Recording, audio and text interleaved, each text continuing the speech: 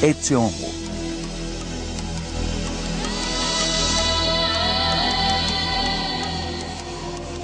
A arte. Distribuição Sinapse.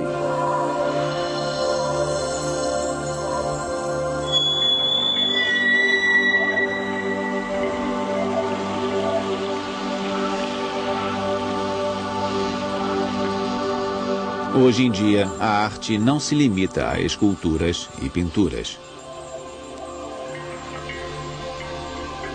Quando nos defrontamos com obras que não obedecem às regras, há geralmente desconforto.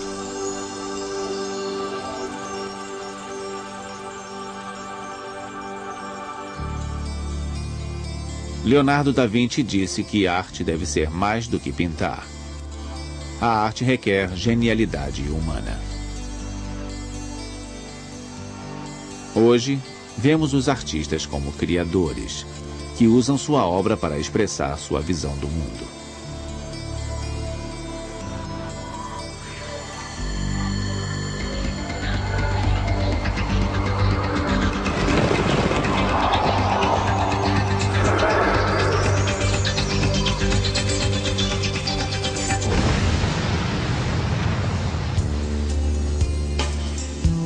Durante séculos, o valor de uma obra era calculado com base no custo dos materiais e no tempo de criação. Hoje, algumas pinturas são vendidas por dezenas de milhões de dólares.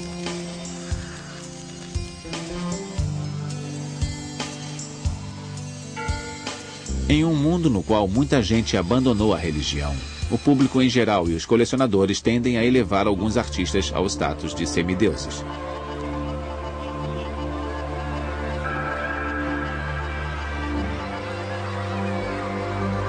Os museus substituíram os templos no mundo moderno.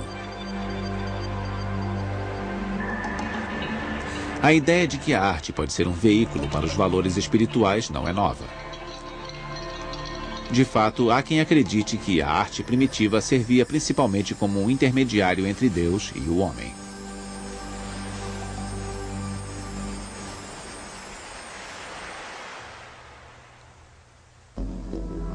O poder das imagens.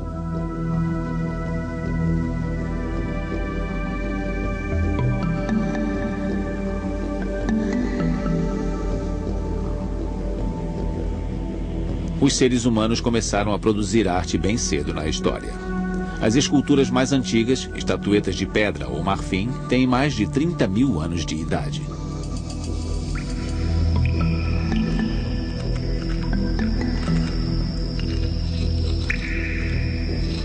Mesmo nesses dias remotos, nossos ancestrais desenhavam nas paredes de profundas cavernas.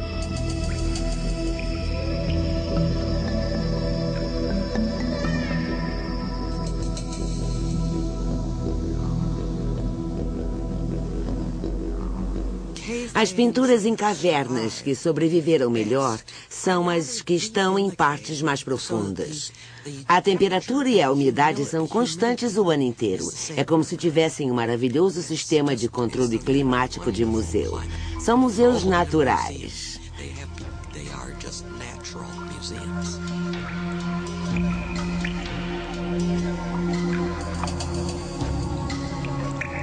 A maioria das pinturas em cavernas mostra animais.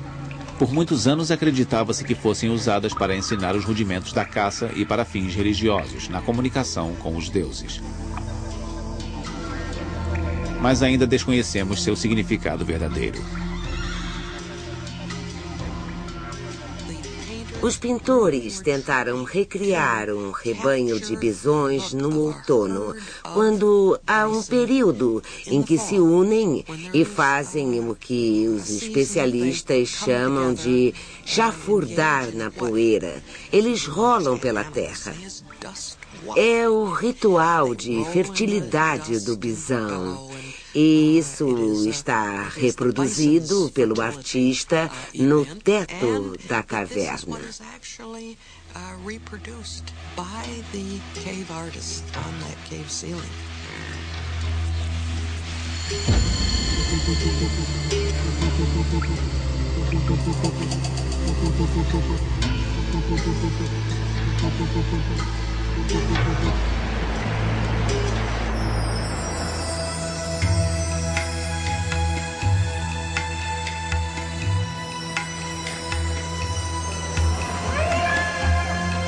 No Antigo Egito, a arte tinha claramente um propósito religioso. Os egípcios acreditavam que os espíritos dos mortos poderiam viver eternamente na arte.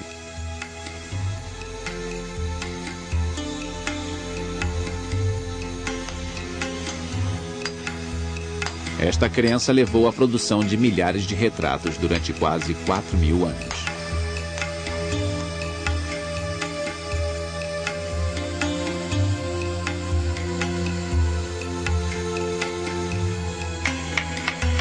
Os artesãos não tentavam ser originais ou subversivos. Eles obedeciam às ordens do faraó e dos dignatários ricos. Este período determinou a relação entre arte e dinheiro que existe até hoje.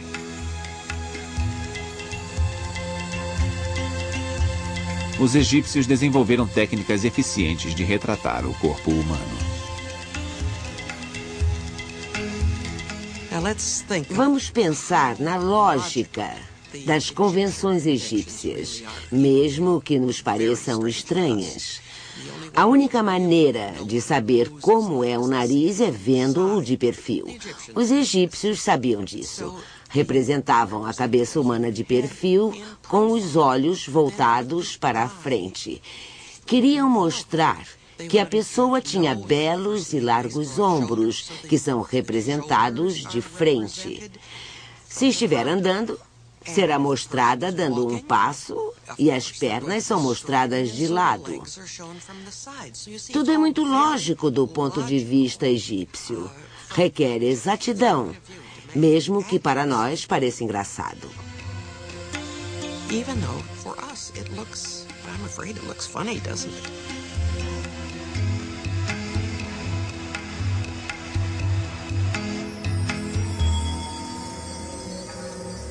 Ao contrário dos egípcios, os gregos tentavam mostrar espaço e profundidade.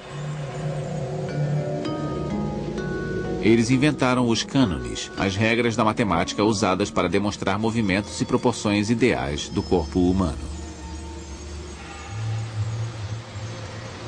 Em meados do século V a.C., o escultor Políclitos criou o Diadomenos, especialmente para ilustrar os cânones.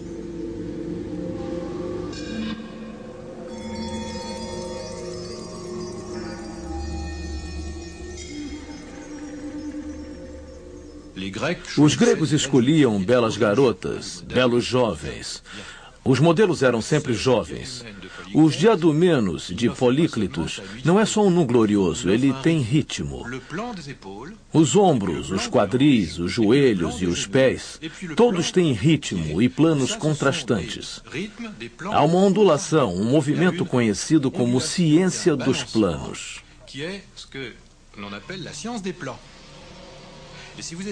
Mas se você ficar na frente do espelho e tentar reproduzir a posição exata de Diadomenos, vai dar com a cara no chão, porque a posição não é natural. Os gregos deram uma dose de intelecto à representação da beleza natural e pura.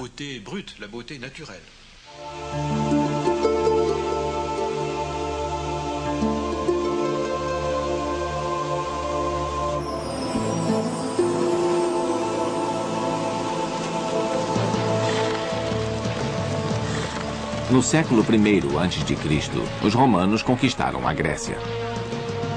Mas, segundo um antigo ditado, uma Grécia conquistada sempre conquista seu feroz conquistador. Todos os ricos de Roma queriam réplicas de estátuas gregas. Nascia a indústria da reprodução.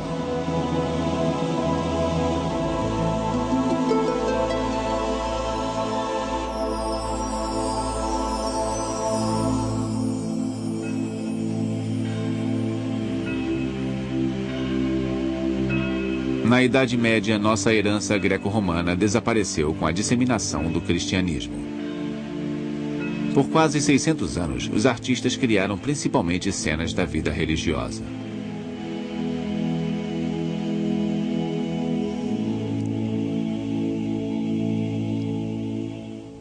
Os concílios da Igreja Católica decretavam que certas partes do corpo não deveriam ser mostradas. Na Nossa Senhora só é possível ver o rosto. Não vemos as orelhas. Ela está coberta como uma freira. Claro que os hábitos de freiras derivam deste estilo. Era a única forma de as pessoas da família sagrada serem mostradas. Uma contradição direta às representações gregas de deuses, que poderiam estar completamente nus.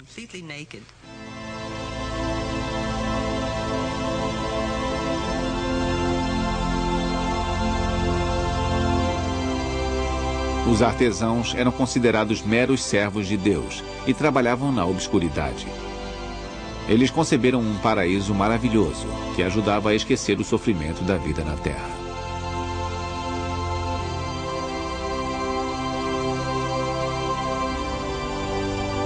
As catedrais medievais brilhavam com afrescos e vitrais que ensinavam às massas analfabetas os episódios principais da vida de Cristo e dos santos.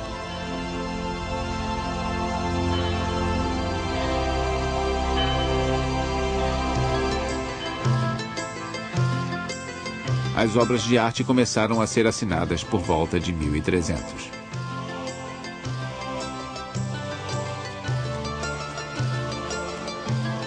Giotto di Bondone foi um dos primeiros artistas a ficar famoso.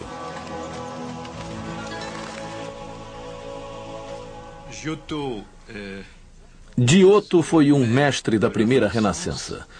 Com sublime intuição, ele esbarrava nas leis da perspectiva, mas não as racionalizava, nem criava teorias. Trouve, mais sans les rationaliser, sans les théoriser, les lois de la perspective. Jusqu'à lui, Antes de Giotto, veja como missais eram ilustrados. Veja os afrescos em igrejas romanescas. Se Deus fosse mostrado, deveria ser muito alto. Os santos eram de estatura média e o povo era muito pequeno.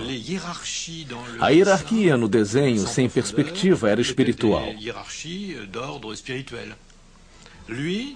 Giotto pintava São Francisco recebendo os estigmas de Cristo e, por surpresa, Cristo e São Francisco são do mesmo tamanho.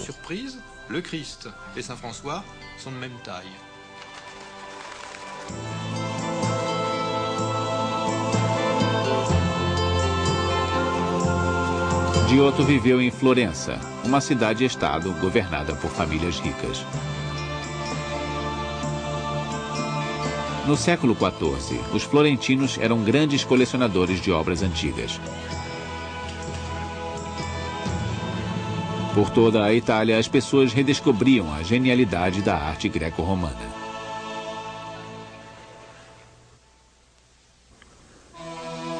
O artista e seu tempo.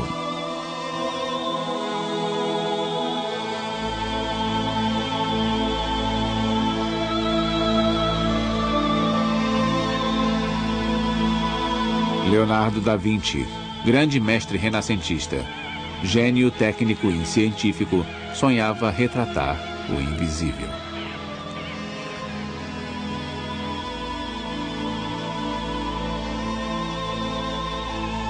Como muitos pintores e escultores da época, Da Vinci acreditava que os artistas deveriam ter status de criadores.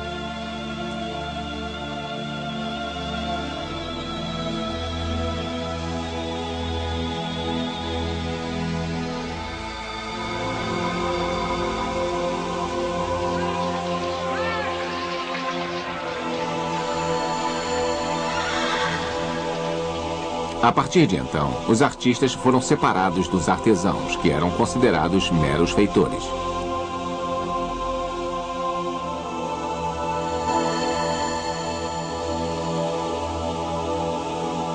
Um artista como Rubens ganhava bem. A burguesia rica e os nobres queriam obras assinadas e pagavam aos artistas na proporção de sua fama. Sabemos, por exemplo, que Rubens tinha uma fábrica de pintura. Ele contratava ótimos trabalhadores. Um se especializava em pintura em tecido, outro pintava frutas e flores. Eram todos especialistas. Rubens chegava e juntava tudo.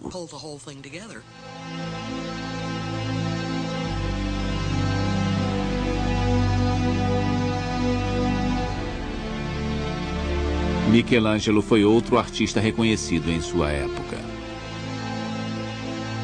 Profundamente místico, ele acreditava que a beleza era o caminho pelo qual a humanidade poderia se comunicar com Deus. O teto da Capela Sistina revela seu talento de mestre.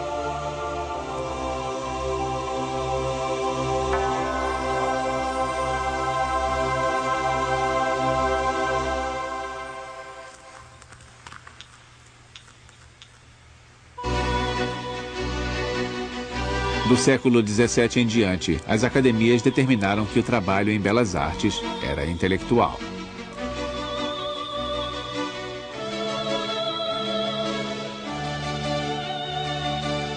As convenções estéticas das academias eram ditadas pelos maiores artistas do mundo.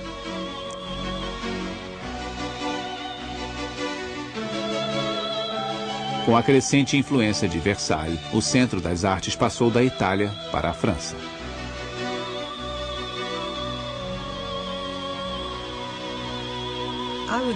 Eu diria que o lugar mais importante e onde ocorreu o desenvolvimento mais importante foi a França. A França do século XVII em diante.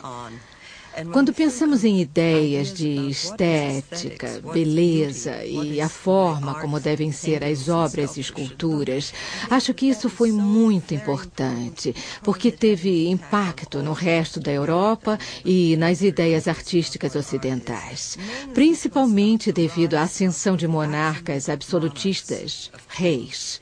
Quando falamos nos estilos de Luís XIV, Luís XV ou Luís XVI, isso nos diz alguma coisa. Diz quem decidia o que era belo.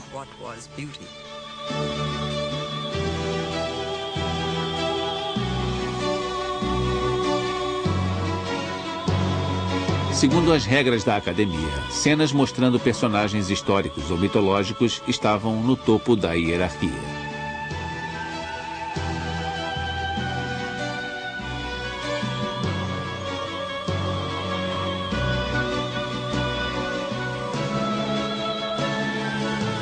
Depois vinham os retratos. As cenas do cotidiano.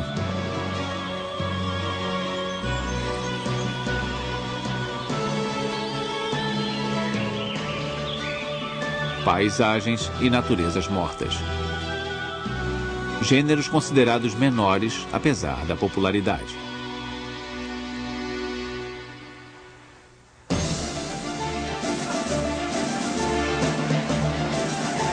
No século XIX, a sobrevivência de um artista dependia de ele ser aceito no Salão de Paris.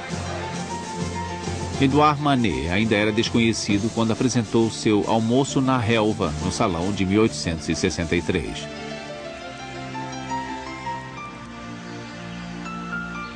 O tamanho da obra foi uma surpresa, porque telas daquelas proporções costumavam ser usadas para cenas históricas. Além do mais, Manet havia misturado gêneros, o nu, o retrato, a paisagem e a natureza morta. O júri não gostou do novo estilo e rejeitou a obra. Manet não foi o único cuja obra foi considerada deficiente. 3.000 obras foram rejeitadas. Confrontado com uma onda de protestos, o imperador Napoleão III ordenou que se fizesse uma exposição em separado, o Salão dos Recusados. Na exposição, a tela de Manet se tornou o primeiro sucesso escandaloso na história da arte. 2 anos depois, o Salão Oficial aceitou outra tela de Manet. A bela Olímpia causou outro escândalo. Olímpia, uma modelo cujo nome era Victorine Meurrin, está em uma cama por razão alguma, sem justificativa. Como naquela época era preciso haver uma razão, uma história, o público inventou uma. Uma história sexual, sórdida e insalubre, baseada em Victorine Meurent, que deveria ser uma prostituta de classe baixa em uma cama desfeita.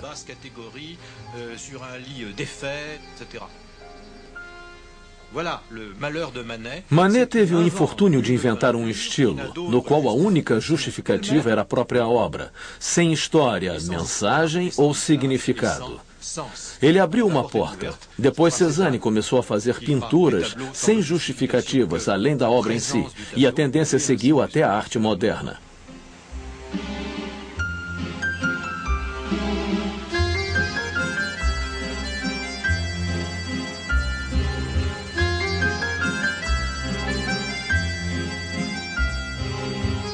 Criando uma nova forma de integrar luz e movimento nas telas, os impressionistas e seus sucessores revolucionaram a pintura.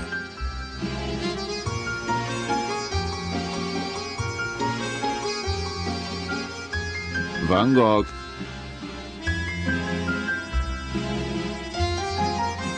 Renoir,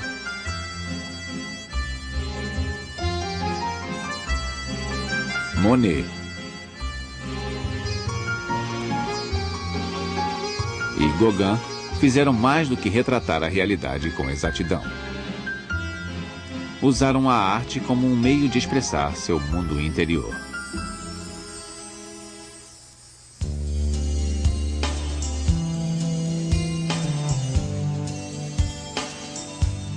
Aos poucos, os artistas deixaram de lado as técnicas convencionais. Eles exploraram novos ângulos, novas perspectivas.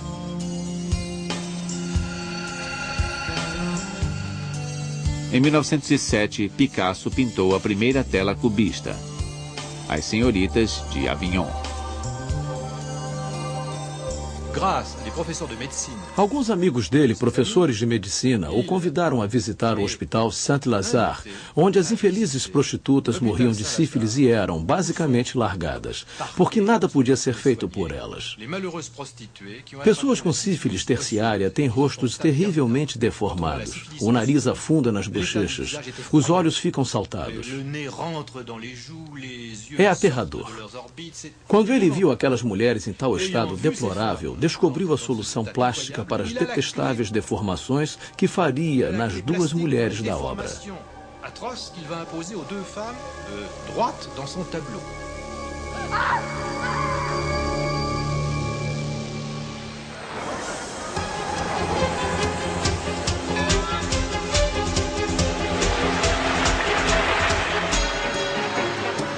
Cada vez mais, os artistas usavam a arte para criticar a sociedade e questionar a ordem estabelecida. Esta obra do artista dadaísta Francis Picabia expressa o medo de a mecanização transformar os seres humanos em robôs.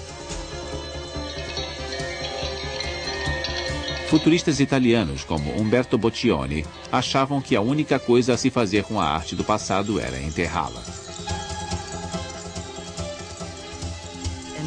Uma das ideias era de que a arte era uma coisa morta, estava em museus, era feita para cemitérios ou achavam que os museus eram o cemitério da arte. Deveriam ser explodidos, eliminados. Isso é estranho porque quando pensamos na Itália, pensamos na maior arte do mundo, mas para os jovens artistas da virada do século era o passado morto pesando sobre um mundo que se modernizava. Which was becoming modern.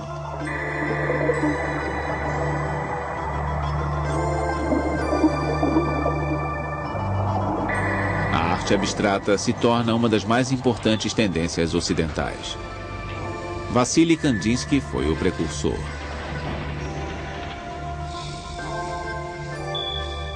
Ele explorou cores, formas, linhas.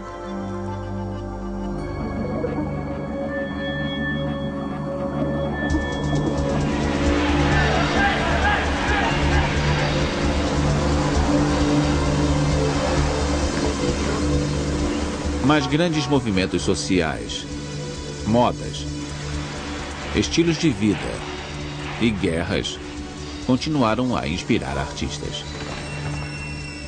A famosa Guernica de Picasso ilustra os horrores da Guerra Civil Espanhola.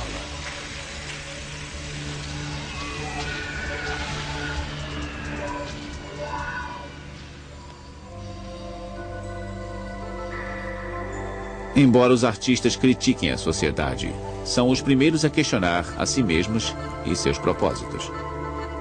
Eu diria que minha obra pictórica é uma grande catástrofe. Porque eu acho que todos os pintores modernos estão presos na grande decadência que caracteriza a nossa era.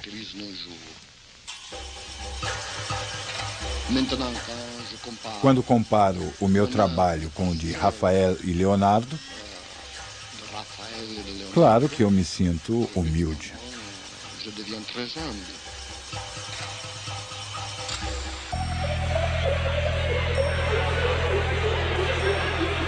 Nos anos 60, Andy Warhol, tido como o papa do movimento da arte pop, se interessou por objetos que simbolizavam a sociedade consumista americana. Talvez melhor do que qualquer pessoa, ele possa ter encarnado a crise do homem moderno, que se identificava com a máquina e funcionava como máquina. Desta grande doença coletiva, a ameaça do materialismo, ele desenvolveu uma imagem poderosa que integrava virtualmente todos os problemas da sociedade americana da época.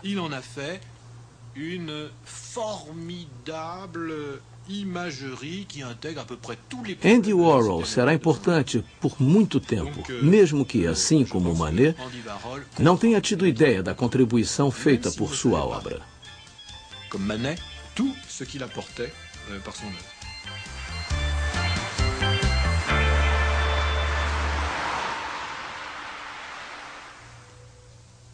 A arte no mundo.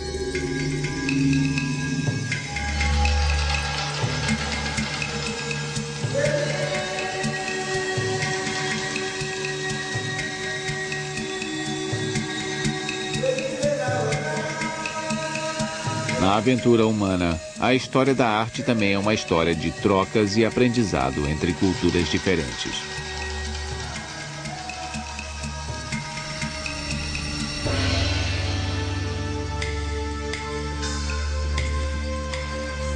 Por muitos anos, o Japão foi uma sociedade fechada, mas em meados do século XIX abriu os canais de comércio com outros países.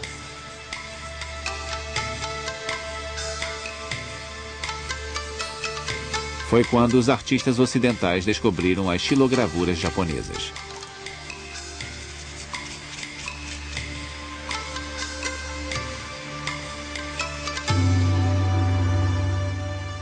O povo ocidental não conhecia muito a arte asiática, mas desenvolveu um gosto por cerâmica azul e branca e outros tipos. Quando os japoneses mandavam cerâmica para a Europa, em especial para Paris, França, a embrulhavam no que consideravam papel velho e comum. No papel, por acaso, havia estampas maravilhosas de xilogravuras japonesas. Muitos artistas, como Gauguin e outros dos Estados Unidos, como Whistler, foram muito influenciados por esta arte. Ao ver o papel estampado, se interessaram mais por ele do que pela cerâmica.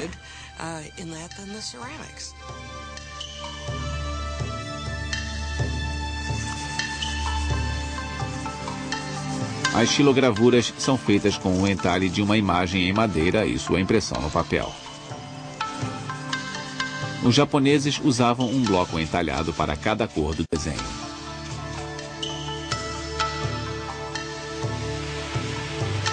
A Grande Onda de Kanagawa é uma das impressões japonesas mais famosas do mundo. Kanagawa contemplava o assunto, no caso as ondas, por um longo tempo, mas como os impressionistas, ele não as desenhava como as via. Para ele, o importante era recriar a sensação de ameaça, um efeito acentuado pela inclusão de pequeninos barcos.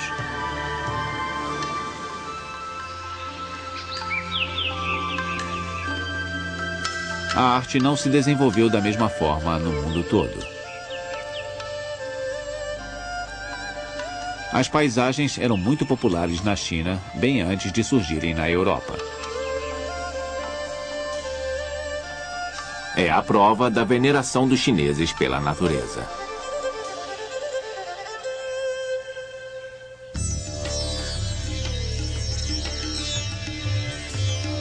O interesse nas formas de arte tradicionais cresceu no último século.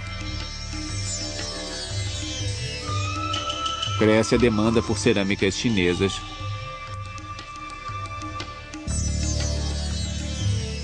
esculturas budistas, máscaras africanas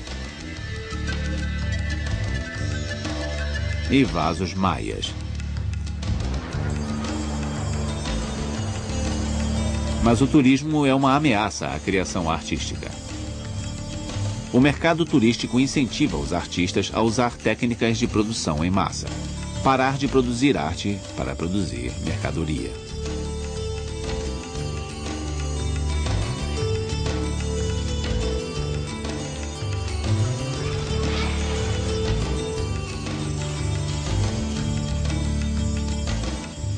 Ovos de Páscoa ucranianos, romenos e russos, por exemplo.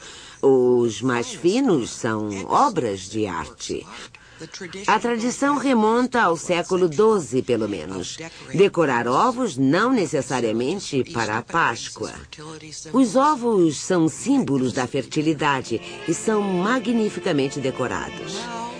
É preciso procurar muito para encontrar finas criações individuais, porque eles são feitos às centenas, aos milhares. Existem em toda parte.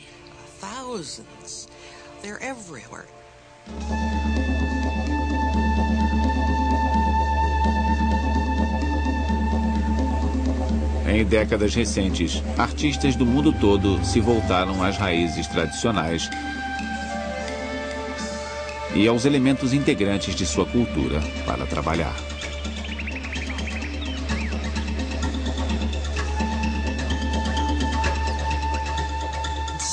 Alguns, depois de treinar no Ocidente, voltaram para casa e redescobriram a própria arte.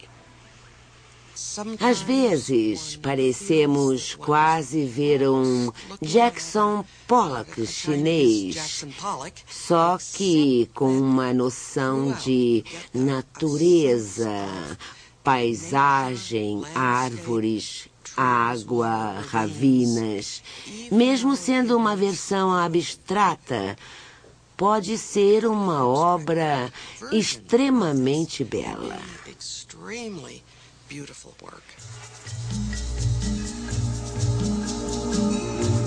Como resultado desta polinização cruzada mundial, as fronteiras que separavam a arte do artesanato desapareceram.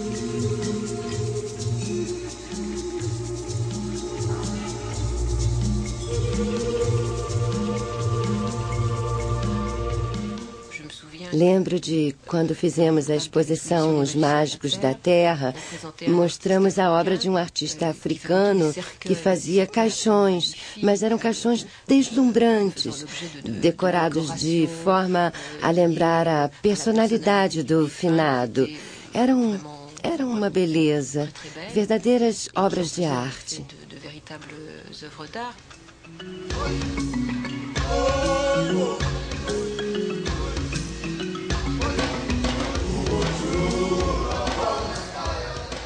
O pluriculturalismo se tornou uma característica importante da arte moderna. Uma das vocações da arte moderna é encontrar um caminho de volta a uma essência que alguns chamam de arcaica, rituais semi-religiosos ou preocupações mágicas. Muitos artistas modernos são fascinados por esses conceitos.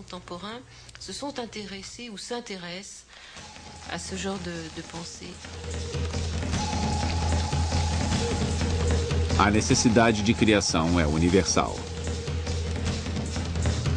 Geralmente é através da arte que descobrimos a riqueza de uma cultura.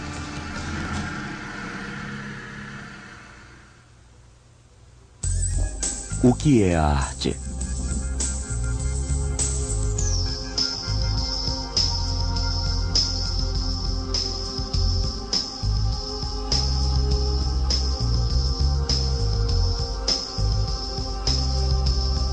Na paisagem artística de hoje, todos os estilos vivem juntos.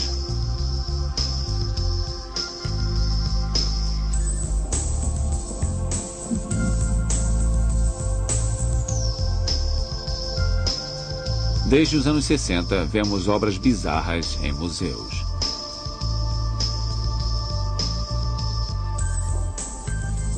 Depois de formas e cores, os criadores contemporâneos se interessaram por novos materiais.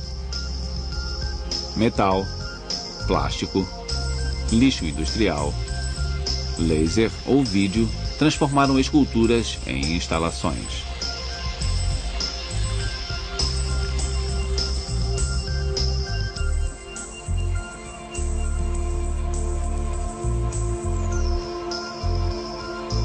O público em geral fica quase sempre desconcertado pela arte moderna.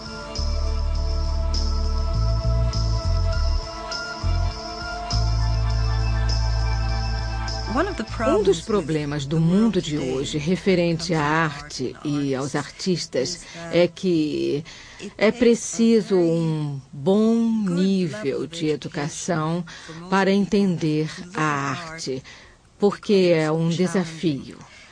Há muita arte que não é autoexplicativa e precisa ser esclarecida. Há certos artistas do século XX, como o italiano Giacometti, cujas estátuas de pessoas são muito estranhas.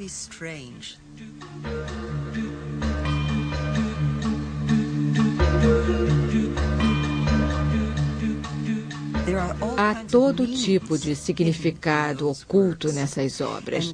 E como você pode explicá-las se não entender de arte?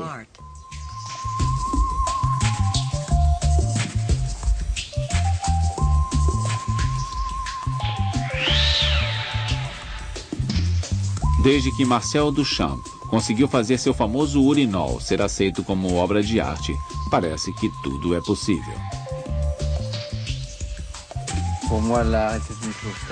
Para mim, a arte era algo tão sério e pomposo que fiquei feliz ao descobrir que poderia injetar humor nela. Eu aprendi muito quando descobri o humor. Foi uma libertação. Não é uma simples questão de rir. Há humor negro que não é feito para rir ou chorar. Fala por si só. É uma emoção nova que se ergue de coisas que não podemos analisar com palavras.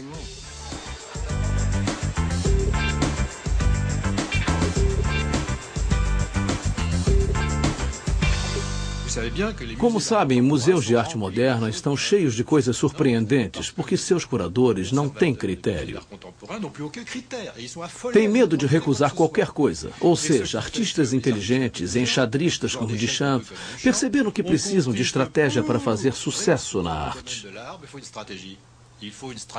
Precisam se tornar celebridades e depois nutrir e promover essa celebridade. Os artistas devem ser estrategistas se quiserem fazer sucesso. É a lição que aprendemos com Duchamp, e muitos críticos a acham triste.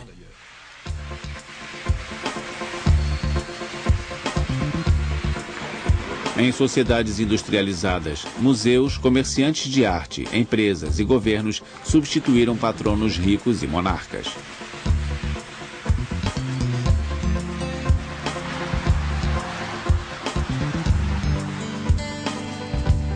A classificação de um artista depende mais da crítica de comerciantes do que de reconhecimento público.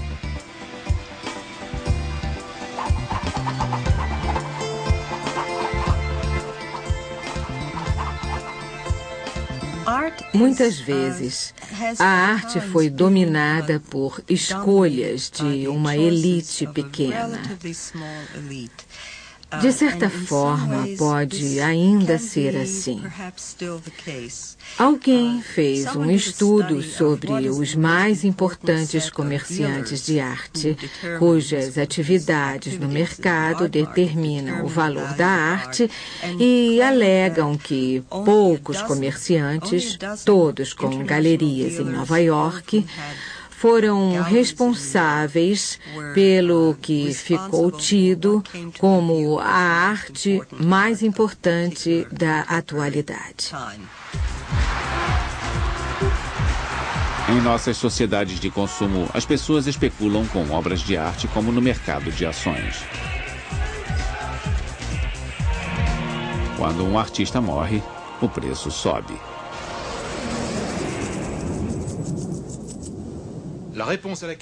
Quem decide qual é a melhor arte moderna? O dinheiro. Há quem ache isso lamentável.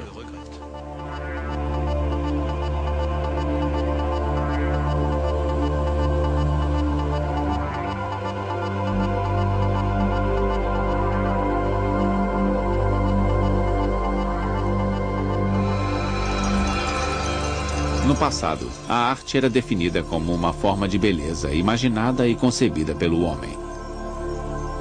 Na época, o conceito de beleza obedecia a um claro critério de estética.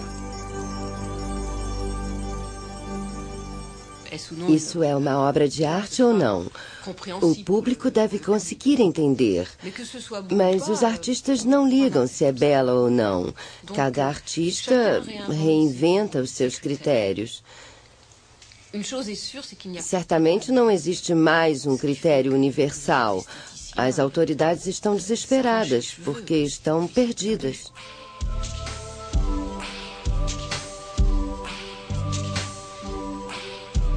A arte moderna é só para iniciantes? Devemos voltar às formas realistas?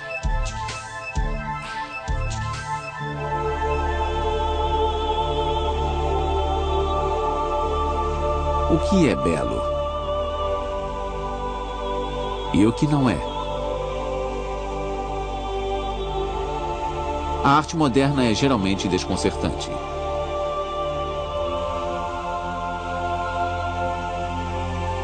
Ela nos compele, assim como ao artista, a questionar os limites.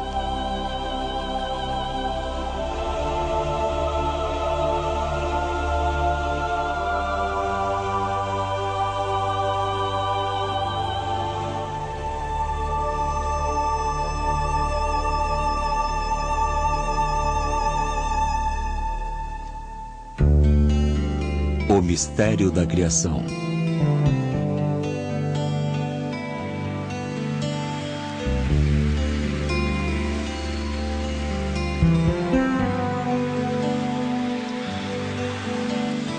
A criação artística é um processo misterioso que ninguém conseguiu esclarecer ainda.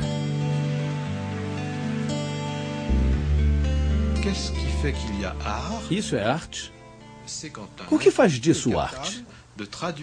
É arte quando uma pessoa representa algo espiritual, metafísico, significativo.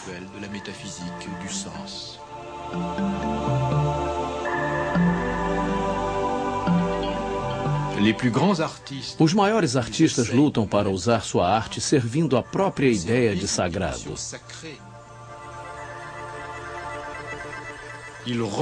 Eles chegam a lugares sagrados, lugares de adoração.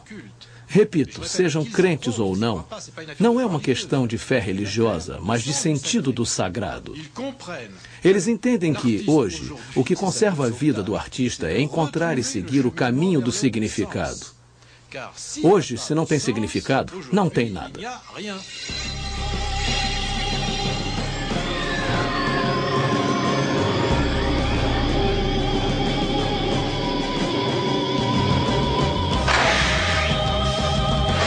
Atualmente, os artistas podem desenhar e representar tudo em computadores.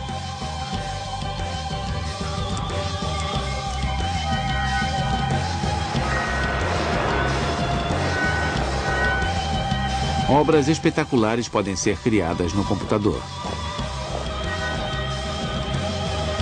Mas uma máquina pode criar uma obra de arte sozinha?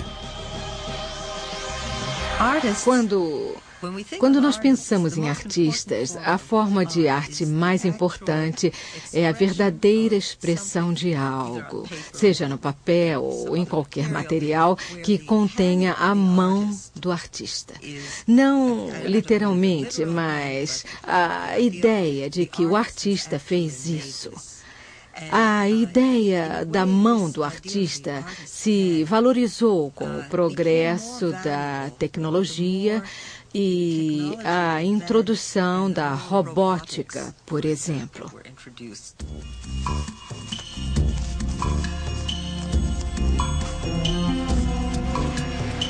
Em séculos recentes, percebemos que a criação artística é mais do que habilidade e técnica.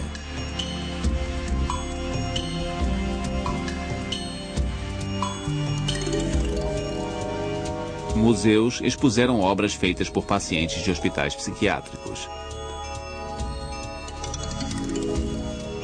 E esses artistas não tiveram treinamento.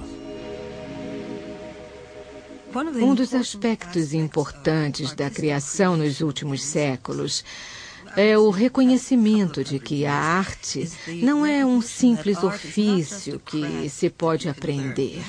Claro que você precisa aprender, mas o que distingue um artesão de um artista é um dom. A crença de que algumas pessoas têm algo dentro delas que aflora em tudo o que fazem.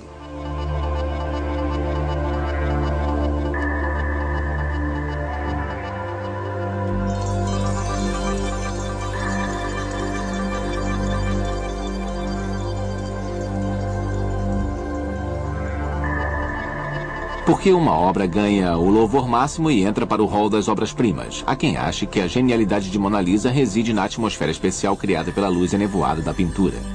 Outros a atribuem ao sorriso enigmático da personagem. E há quem veja como o sucesso orquestrado por fabricantes de camisetas. Certamente é um retrato magistral. Não sabemos se é um retrato realista, mas parece ter resumido a feminilidade da Renascença. A palavra enigmático é sempre usada.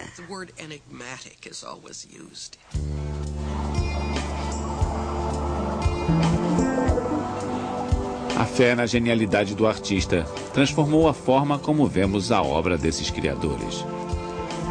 Percebemos no artista uma pessoa capaz de representar seus ideais de perfeição e beleza.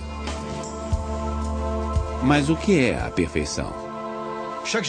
Cada geração de artistas diz: consegui, fiz a maior de todas as telas, até chegarmos ao quadrado em fundo branco de Malevich, que foi, segundo alguns, a máxima da história da arte. Progredimos muito desde então. O ideal de arte é o passado ou o futuro? É uma discussão interminável.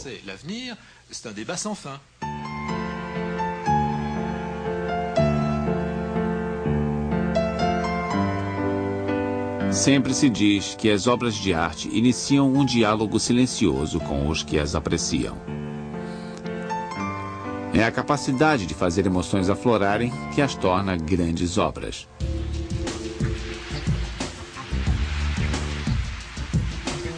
Embora a criação não seja vital para a sobrevivência humana, perseguimos esta atividade curiosa desde o início dos tempos. Graças à nossa imaginação, os humanos são a única espécie animal capaz de produzir imagens.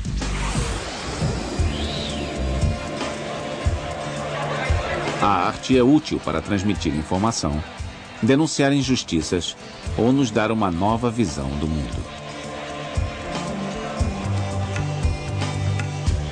Sem dúvida, os egípcios tinham razão em que as pinturas permitem a sobrevivência da raça humana.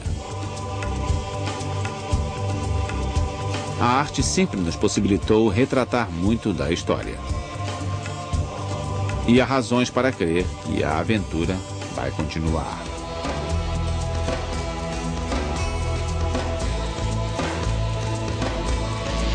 Os seres humanos sempre serão impelidos a expressar sua visão do mundo.